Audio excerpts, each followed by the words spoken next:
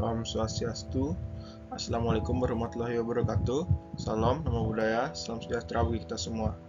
Sebelumnya izinkan saya memperkenalkan diri. Nama saya Ngurah Bagus Era Bima dengan NIM 22055311146. Di sini saya akan mempresentasikan tentang partikel metalurgi dengan dosen pengampu saya yaitu Igede Teddy Prananda Surya STMT. Agenda yang akan saya bahas hari ini yaitu yang pertama ada tension, yang kedua ada hardness, yang ketiga ada impact, dan empat metalografi. Yang pertama kita membahas tension. Pengertian tension itu adalah suatu kondisi di mana suatu material atau bahan mengalami gaya tarik yang menyebabkan perubahan bentuk atau deformasi. Tension ini dapat diukur dengan menggunakan tensile strength, yaitu dengan maksimum yang bisa ditahan oleh material sebelum patah. Tensile strength dapat diperoleh dengan melakukan uji tarik atau tensile test. Baiklah, selanjutnya kita membahas tension test. Tension test adalah suatu metode yang digunakan untuk menguji kekuatan tarik atau tensile strength suatu material atau bahan dengan cara memberikan gaya tarik yang sesungguh dan diberikan secara lambat atau cepat. Pengujian ini dapat menunjukkan sifat mekanik dari material sebagai berikut: kekuatan, elastisitas, keulatan, kelentingan, modulus elastisitas, dan reduksi penampang. Bisa dilihat pada gambar di samping, merupakan mesin uji tarik atau tensile testing machine. Baiklah, selanjutnya ada diagram stress strain dari tensile test, di mana pada diagram ini terjadi beberapa peristiwa. Bisa dilihat pada diagram, pada garis ini merupakan elastic deformation atau material masih memiliki elastisitas. Setelah itu ada yield strength, di mana yield strength ini peristiwa di mana material kehilangan elastisitasnya. Setelah itu pada garis ini material sudah tidak lagi elastis atau sudah uniform plastic deformation atau plastis, di mana pada titik tertinggi ini merupakan ultimate tensile strength atau kekuatan tarik maksimum dari material tersebut. Pada titik ini juga terjadi necking atau peristiwa di mana spesimen yang ditarik itu hampir putus dan membentuk huruf V. Setelah itu pada garis ini merupakan non-uniform plastic deformation, di mana pada titik ini material sudah putus sepenuhnya.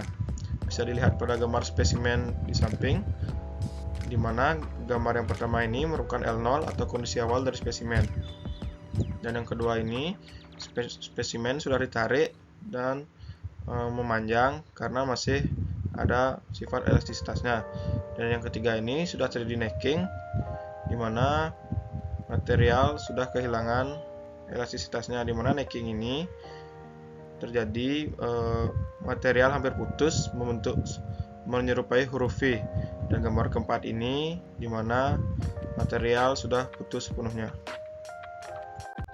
Baiklah, kita masuk ke materi selanjutnya yaitu hardness. Pengertian hardness. Hardness adalah salah satu sifat mekanik dari suatu material yang menunjukkan kemampuan material untuk melawan perubahan bentuk secara permanen karena tekanan eksternal yang terjadi. Ada berbagai macam metode pengujian kekerasan yang digunakan untuk menguji kekerasan logam, yaitu metode Brinell, Vickers, Rockwell, dan lain-lain. Berikut ada metode hardness test yang biasa digunakan. Yang pertama ada metode Gores, kedua metode elastik atau pantul, yang ketiga metode Brinell, yang keempat ada metode Vickers, yang terakhir ada metode Rockwell. Baiklah, yang pertama ada metode Gores. Metode Gores merupakan pengujian dengan cara stress test, ialah pengujian kekerasan terhadap logam. Dalam penentuan kekerasannya dilakukan dengan mencari kesebandingan dari bahan yang dijadikan standar pengujian, yakni bahan-bahan yang teruji dan memenuhi syarat pengujian, yang disusun pada skala kekerasan yang disebut skala Mohs, yakni susunan dari 10 macam bahan mineral disusun dari skala 1 sampai skala 10, dari yang terlunak sampai yang terkeras. Alat yang digunakan untuk metode Gores ini yaitu Automatic Stress Tester yang berada pada gambar di samping. Baiklah, selanjutnya ada metode elastik atau pantul, yaitu pengujian dengan cara mengukur tinggi pantulan dari bola baja atau intan atau hammer yang dijatuhkan dari ketinggian tertentu. Tinggi pantulan menunjukkan kekerasan bahan tersebut. Semakin tinggi pantulan artinya bahan ini memiliki kekerasan yang tinggi. Ukuran kekerasan dengan cara ini disebut sistem source scleroscope. Bisa dilihat pada gambar samping, merupakan alat yang digunakan untuk melakukan metode elastik atau pantul. Selanjutnya ada metode Brinell. Metode Brinell merupakan pengujian kekerasan dengan penekanan. Proses penekanan ini untuk membentuk penetrasi pada permukaan bahan uji yang dianalisis untuk menentukan tingkat kekerasan bahan tersebut. Penetrasi ini merupakan bentuk perubahan tetap dari bahan uji yang disebabkan oleh pembebanan. Selanjutnya ada metode Vickers. Metode Vickers tidak jauh berbeda dengan metode Brinell. Salah satu yang berbeda ialah pemakaian indentornya. Metode Vickers menggunakan piramida intan dengan sudut puncak piramida adalah 1360. Bentuk indentor yang relatif tajam dibanding dengan Brinell yang menggunakan bola baja. Vickers memberikan pembebanan yang sangat kecil, yakni dengan tingkatan beban 5, 10, 20, 30, 50, dan 120 kg. Selanjutnya ada metode Rockwell.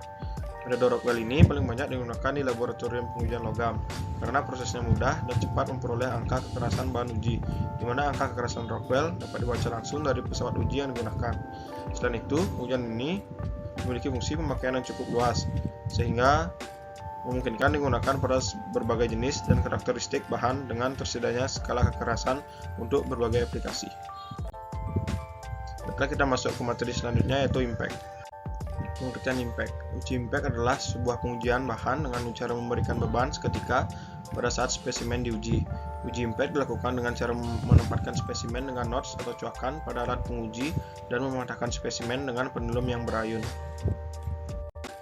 Selanjutnya ada metode uji impact. Yang pertama ada metode CRP. CRP impact test adalah tes regangan tingginya standar yang menentukan jumlah energi yang diserap oleh materi selama fracture.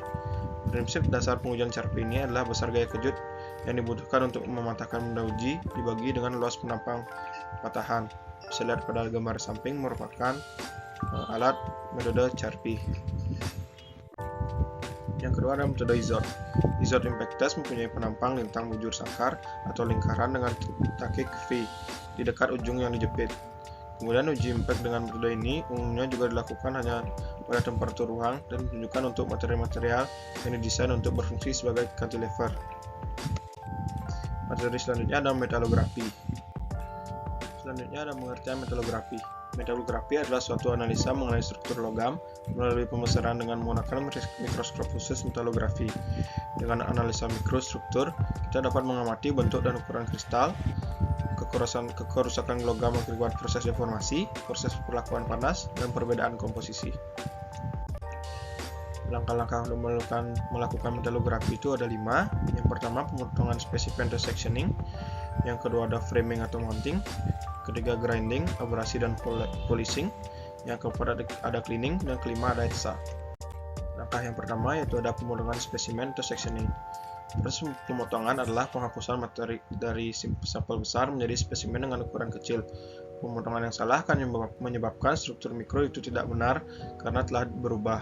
Pada gambar di samping merupakan alat itu sendiri untuk pemotongan spesimen atau sectioning. Framing atau mounting. Framing atau pemikaian yang sering diperlukan dalam penyusunan spesimen metalografi. Meskipun tidak beberapa spesimen dengan ukuran agak besar, itu tidak mutlak. Namun untuk bentuk kecil atau tidak teratur harus dibingkai untuk memfasilitasi pemegang spesimen dalam proses pengaplasan dan polishing. Langkah ketiga ada grinding dan polishing. Grinding adalah proses yang memerlukan pergerakan permukaan abrasif sangat cepat, menyebabkan panas ke permukaan spesimen. Proses polishing menggunakan partikel abrasif tidak kuat. Tujuannya adalah untuk menciptakan permukaan yang halus. Selanjutnya ada proses cleaning. Cleaning adalah proses di mana spesimen dibersihkan menggunakan ultrasonic cleaner dengan media alkohol selama beberapa detik. Ini bertujuan untuk menghilangkan kontaminasi yang berada di permukaan spesimen. Etsa. Etsa tidak merusak. Terdiri atas etsa optik dan perantaran kontras dari struktur dengan pencampuran permukaan secara fisik terkumpul pada permukaan spesimen yang telah dipoles. Etsa merusak. Etsa merusak adalah proses perusakan permukaan spesimen secara kimia agar terlihat kontras atau perbedaan intensitas di permukaan spesimen. Baiklah, sekian presentasi dari saya. Apabila ada salah kata dan pengucapan, saya mohon maaf. Saya akhiri dengan Parama Santi. Om Santi Santi Santi Om. Wassalamualaikum warahmatullahi wabarakatuh. Salam, Namo Buddhaya, salam sejahtera bagi kita semua.